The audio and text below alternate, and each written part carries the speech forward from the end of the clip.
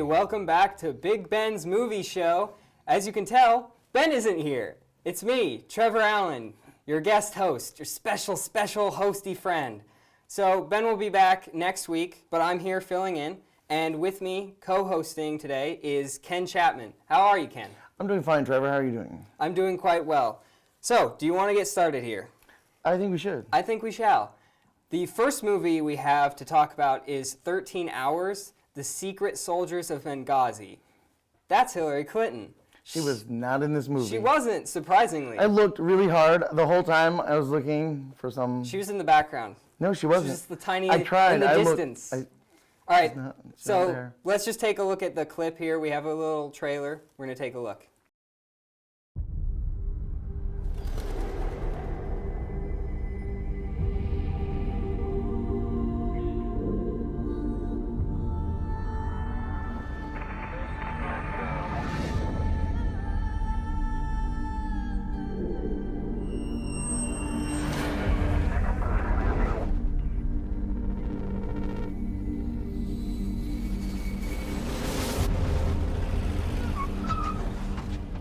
Libyan visa.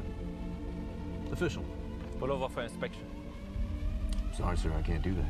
Pull over for inspection. How willing are you to die for your country? I'm ready to go right here, right now.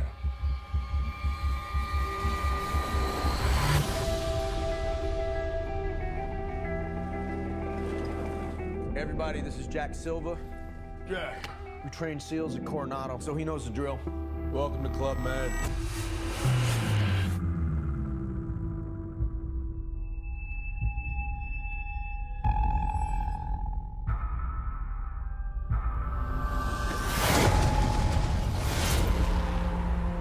We need immediate assistance. We are overrun. State's under attack. Let's go, man. State's under attack. Let's go! We gotta move! If you do not get here soon, we are all gonna die. You have a U.S. ambassador at risk. The ambassador is in his safe haven. You're not the first responders. You're the last resort. You will wait. None of you have to go. But we are the only help they have.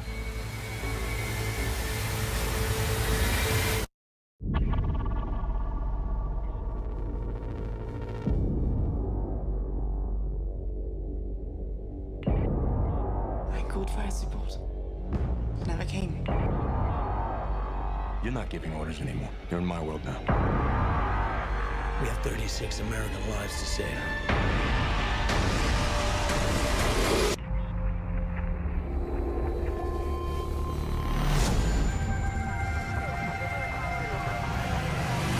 All right. Yes, that was 13 Hours, as it said in that trailer, based on a true story. Yeah. Now, with that being said, I want to get your thoughts on this first. What did you think of this true story? I hated it. I hated this movie. I hate Michael Bay more, and I dislike Jim from The Office a little bit because of it. No. Yeah. I actually thought he was the best part of it. I thought he did a decent job with what he was given. It's just that he was given very little, and there were just weird moments where he had to run to his computer for a second, and it was just out of nowhere almost. Yeah. Oh, I'm going to go do this. And then there was nothing about it. And he didn't really do any acting there. He just did it. And it was weird. But now, one thing I thought about this movie is I did actually get a little emotional at the end, just from seeing casualties and the injuries at the end, only because I'm an emotional person. People getting injured, I care, Ken. I care. Do you care? I care about people getting injured. I didn't think that these guys were people. I mean, this was the worst superhero movie I've seen since Fantastic Four. Yeah. That bad? It was actually, yeah, it was bad. These guys are superheroes. That's the thing. You don't worry about them. They're always right, They always know everything ahead of time. Yeah. They always know exactly what to do, exactly when to do it. 2 of them survive an RPG attack, a direct RPG attack. They're just knocked to the side in the dirt, and they're like, "Oh, we're fine." That's not what happens?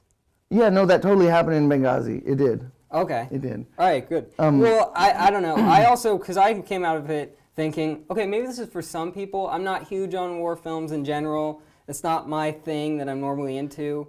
So I was kind of like, okay, maybe this style of constant shooting. But at the same time, one thing I thought was, any story on a true event, like a tragedy type of thing, I kind of feel awkward watching as entertainment. Right. And this was so much built as entertainment. And I think that was my biggest problem. I felt awkward because it was trying to be action, thriller, entertainment. And it was like, but it's real. It's such exploitative entertainment, Yes. too. I don't know who it's for. You're talking about who it's for. I don't know who it's for. It's not any liberal who sees this is going to be pissed that they put the hold order in, like that they made that as part of the movie, that the government did tell them to hold off and wait. But any conservative who sees this is going to be pissed that they don't talk about Hillary. Nobody's ever blamed. There's never nothing about the whole scandal. Yeah, I kind of agree with that. I think it goes back and forth. Like sometimes it's like, oh, look at this stuff, and it like switches. Sometimes we were talking about earlier, there's a little bit of offensive towards the people in the country. And, a little bit? Well, here's the thing. They also did stuff to try to be like, look, we're all for this guy that helped us out and stuff. Even though they were rude to him, he was like this weird, goofy character. Amar. Yeah. He seemingly gets a pass because he comes with them. But everyone else, everyone that's brown, they're either made out to be evil or stupid. A lot of people they're either are made out to evil be or pretty ignorant. stupid. Tonto at one point says, I can never tell if they're bad guys. Someone says, I can never tell if they're bad guys or not. And Tonto says, they're all bad guys until they're not. Yes, I think they said that multiple times throughout it.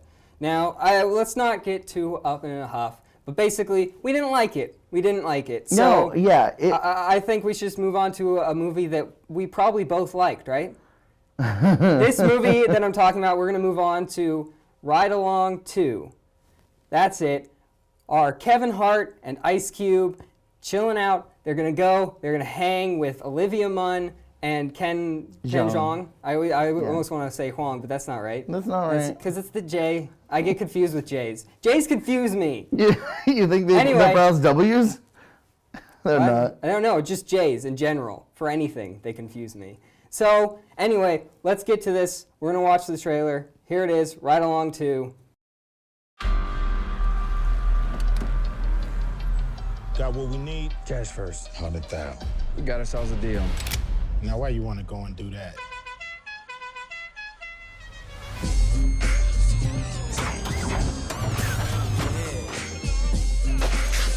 Sound good to me. I see all these muscle cars, but I don't see no muscle. Collarbone, trick move. Is that yours? Your partner is marrying your sister? Good cop, sex cop. Corey is the best wedding planner in Atlanta. So what you're going to do? I'm not intimidated by you. What you gonna do? I'm stepping up. You wanna get big? I'm sick of this. What speed was the fan on? All the new dealers in Atlanta are getting supplied through Antonio Pope in Miami. You need to get me something on this guy. 2 days tops. So get a team together and fix this. Miami, James, I'm going. Make sure you're back in time to make me Mrs. Blackhammer. Hey, Ange, you know where my thongs are? Check my top right drawer. Wow. Oh, they were in my panty drawer, not yours. We're gonna go by Miami PD, let them know we here. Oh, what's your problem? You're at my desk. Oh! Soft tissue manipulation. Detective Peyton. Detective Cruz. I'm not shaking your hand after that. Everybody get down! Pope is moving contraband through the port. You're gonna help me get some hard evidence on him. How do we get in undetected?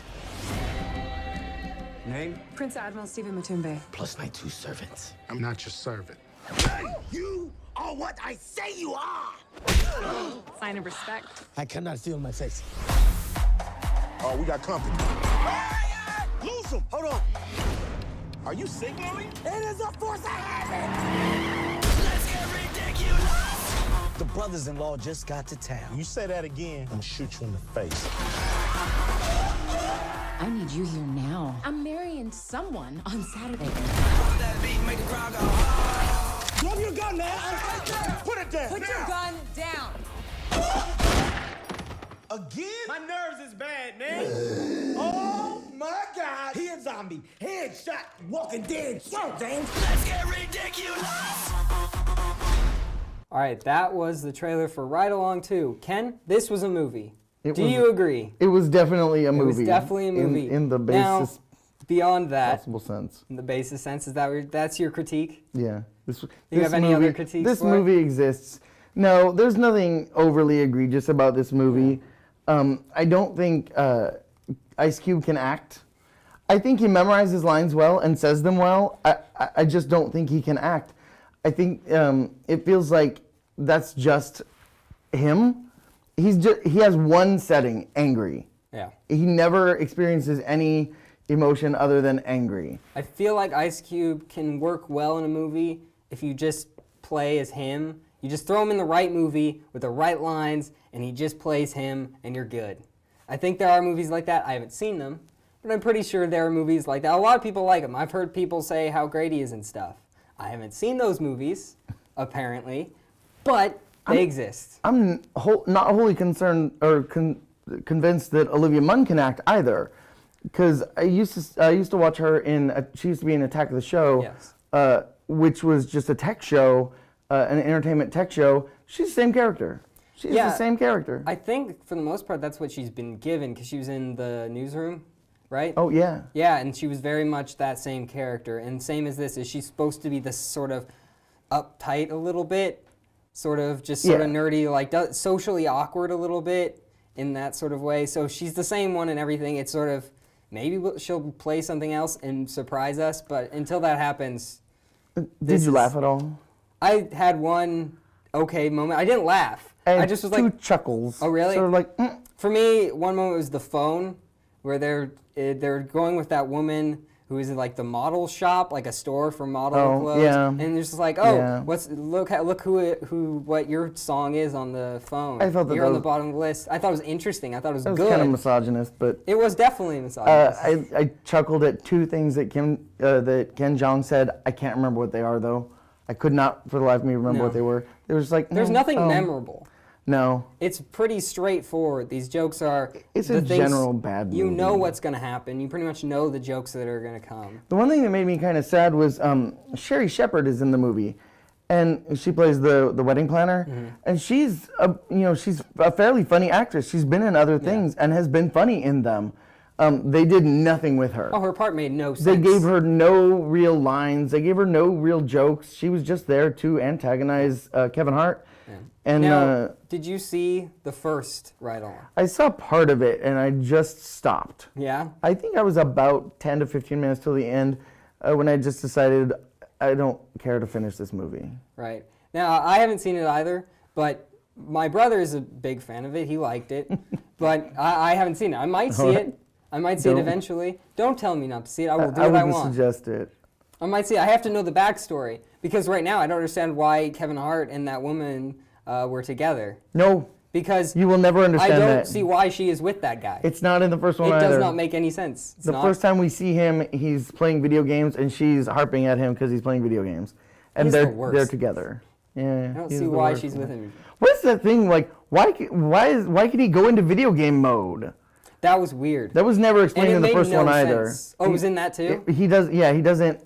It's never explained. I don't mind it, but I don't like it. If it didn't make sense because it went out of it and into it and out of it and at the same time, and then one character turned into it. Ice Cube became animated, but Ken was in the back, normal. Well, also, whenever he's playing his video games, his character looks exactly like him. Yeah. Like, exactly like him. Well, those video games don't make any sense as video games. No.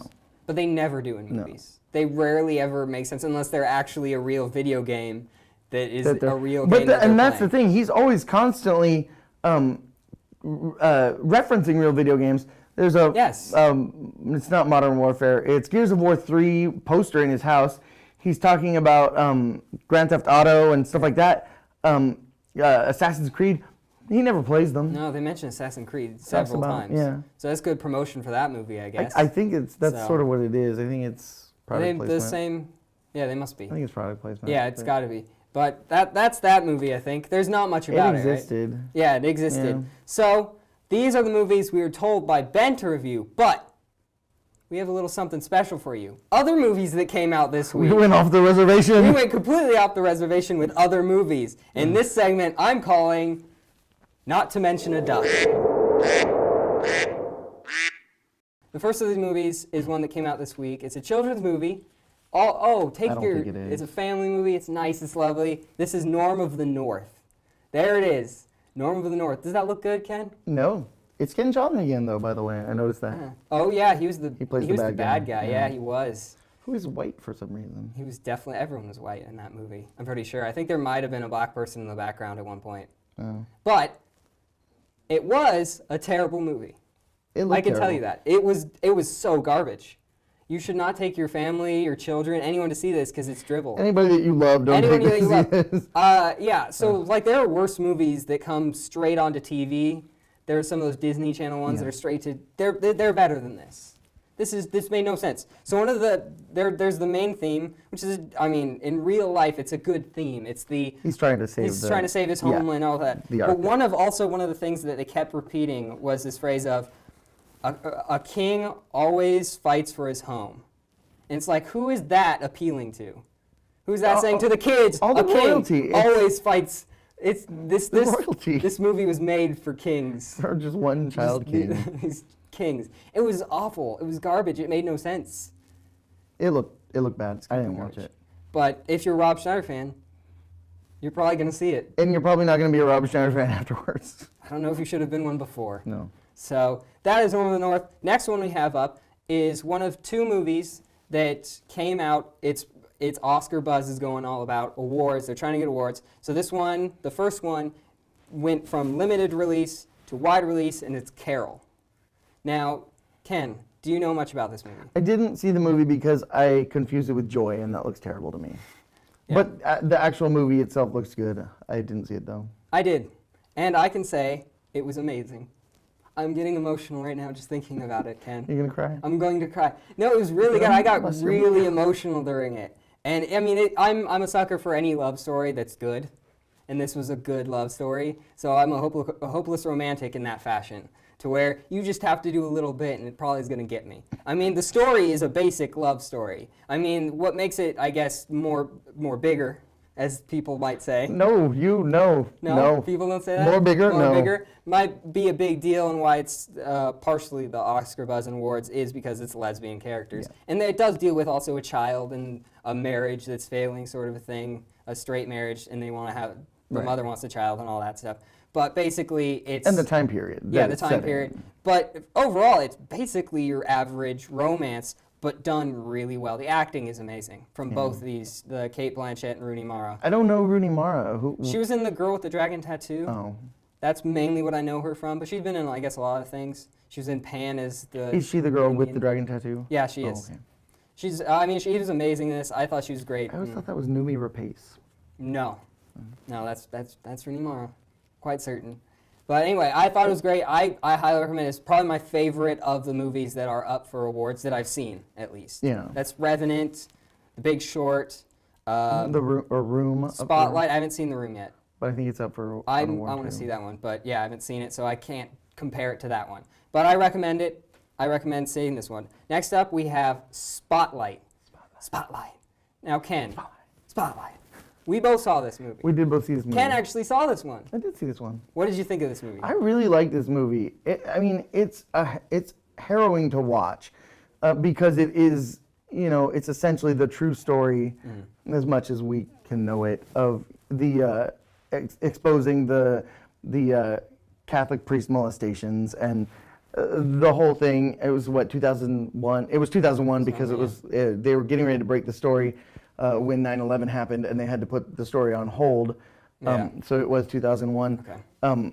But this was when we had all known, like everybody, the world had always known that Catholic priests had molested children. But really dug into it. It's been sort of brushed under the rug. It's sort of So I liked it. I thought that everyone did well. I thought all the actors and actresses were great in it. I really did. I got teary-eyed in this one. There were some scenes, especially during the interviews, where she had to go individually interview the victims. That was pretty big. Stuff like that. Yeah, no, I thought it was very good. I still think it has some definitely great moments, but I also couldn't help but notice like certain points that kind of bugged me a little bit. But I think largely it's a big cast and you're dealing with a lot of stuff, and so they really tried to get like this is who this character is very quickly. So it was very obvious who this character was, like Mark Ruffalo's characters. Sure. They had a distinct characteristic, and that's who they were starting off. But it was very good, and I think everyone in it did a fantastic job. But it's probably one of my lower ones in the award ceremony list that I've seen. Right. And that's largely just due to, I think, some of the directing wasn't, or some of the writing there were certain weird points where the dialogue felt odd to me. And it's probably think some weird cuts might have been there were some weird cuts. It felt a little like some weird cuts. Yeah, so that was why I was like, oh, that's a little weird. But other than that, I mean, it was fantastic. I'm saying bad things about it, but I'm saying bad things about a fantastic film. The few things that I had issues with, and they were early. It was mostly at the beginning. Then I started getting into the film more and really felt it. And this is one that isn't exploitative like 13 Hours. No, it's sort of a slow build though, because there's a lot of long shots of just them walking to different houses, collecting information, searching through archives. So it does move kind of slow too. Yeah, so. But I mean, once it gets to those points, and when they do get that information, I know at least with when I went to see it today, the people in front of me there's some gasps and stuff at the information and like, oh, that's the number. I sort of I did too. I was like, just when they said we have this many 87. They said we have 15, and then he said, no, those numbers wouldn't be right, and you're like, because it's got to be like 6%, and he's like, well, 1,500 priests, that 6% would be 90 priests, and it's just that hits you, and I was already, I think I felt like I knew the low number as like the 13, 15, and I was like, that's not right, it's larger than that, I'm pretty sure. Well, no, I felt that too, but these were the confirmed that they had. And that's a lot, I mean, so it's a very good movie. I highly recommend it. Go see it. Definitely. Check it out. It's for awards. You might like it and be all pumped when you watch the Oscars because they matter. Yeah. They matter a lot.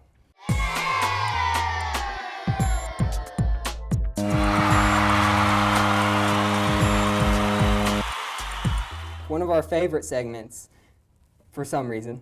I don't know. I like it. It's quick news stuff. I like quick news. So our first thing here, I think we're going to agree on this one. The same answer is Alan Rickman passed away this week, recently. I mean, he's a big deal. I mean, he was like my childhood. I remember a lot of him growing up. I grew up on Harry Potter, too. I grew up on Harry Potter, but he was Hans Gruber to me. He's Hans Gruber. Big, I think a lot of people's favorite action villain, or villain just in general. Yeah. He's a big deal, so... And his voice is like recognizable. Distinct, everyone knows who he is, and he's just definitely.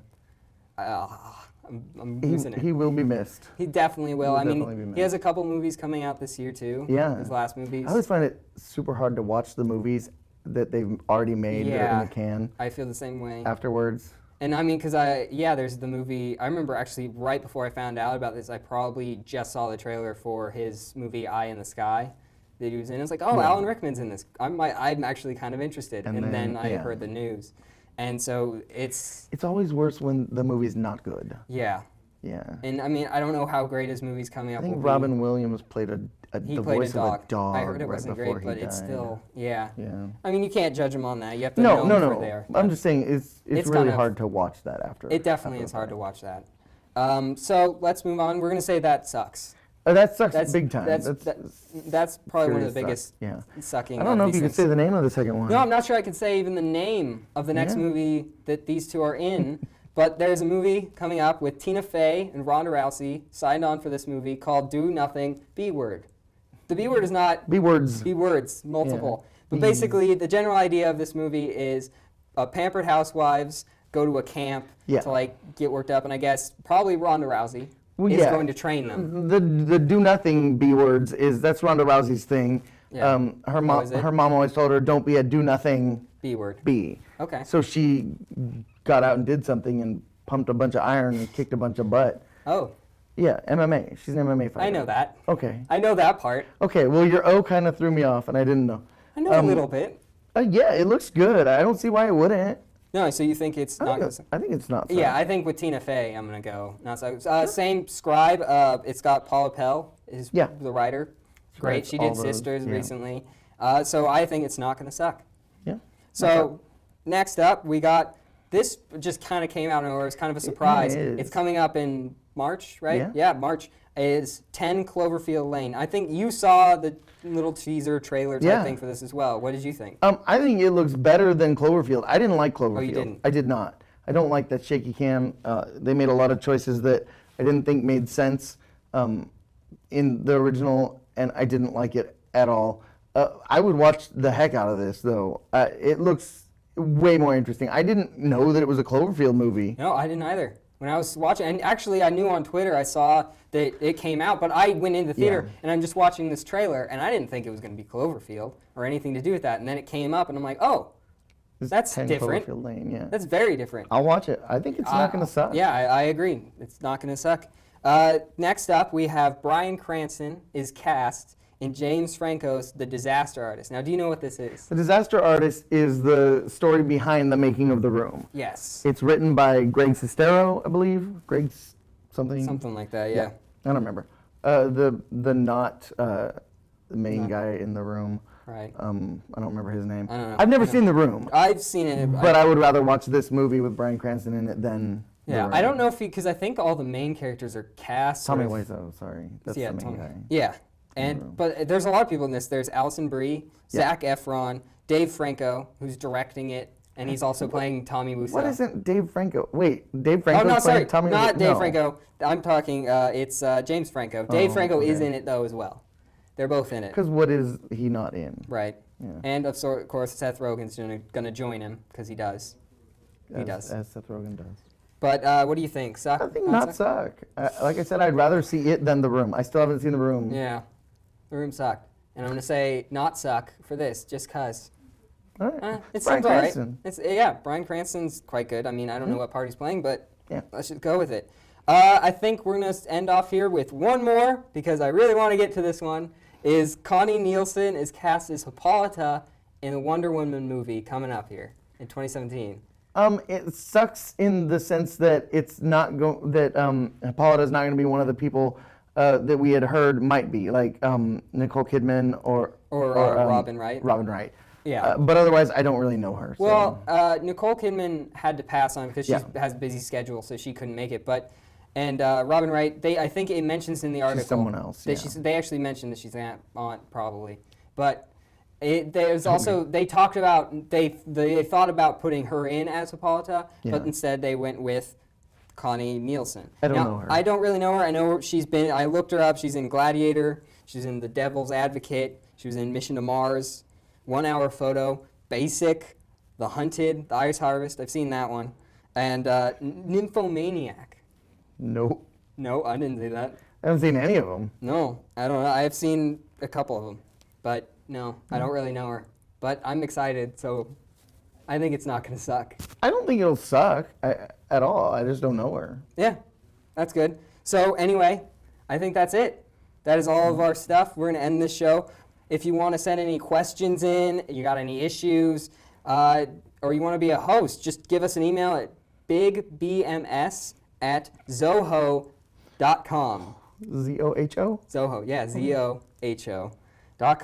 Or you can tweet, or you can follow this place on Twitter at big_BMS.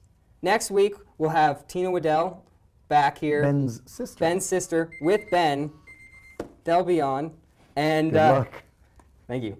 And they'll be on and just talk about movies such as The Boy and Dirty Grandpa. So that is it. Thank you for being here. Ken, say goodbye.